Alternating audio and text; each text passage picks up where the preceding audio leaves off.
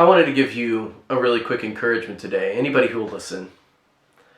I've spent quite a bit of time with people who are on their deathbed or who are knocking at death's door, if you will.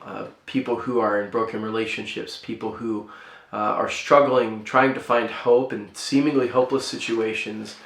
And something that has continued to come to my mind through even the hardships in my own life, and that has stuck with me, is the idea that, at the end of our lives, whether we go quickly or whether we go slowly, how much of our current worries right now are going to matter then?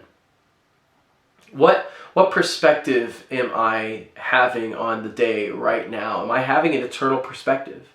Because at one point in time, we're all going to face the question, Lord, will you be faithful to me even unto death? As I'm getting close to this transition, as I'm getting close to this time where I draw near to you in a new and unique way,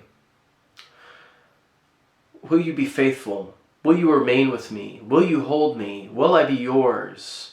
Did I follow you? All of these questions that we have such a short amount of time to think through and answer seemingly. And I want to apply that same place, that same headspace to our day-to-day right now. Whatever might be troubling you and worrying you, whatever relationship needs fixing, whatever situation seems hopeless, what if we were to apply that same idea, those same questions, and have that same perspective?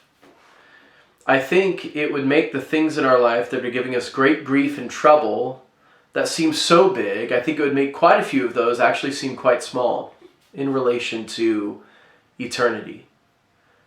And I think, especially in this day and age where we are constantly distracted on social media or others' opinions, I think it would elevate the relationships that are immediate to us right now.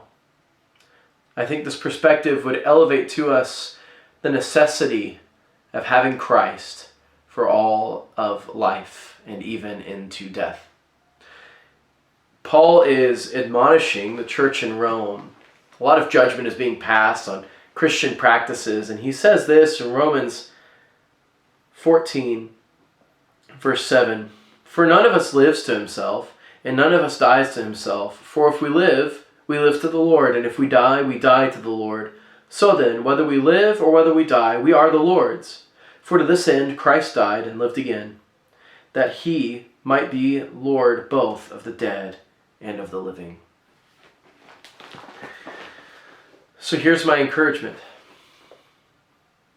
Live in view of eternity. Live as though you know those final days are coming. Live as though you know that Christ is both Lord of the living and of the dead. And live knowing that Christ is faithful to us even when we are faithless. Put these things in perspective.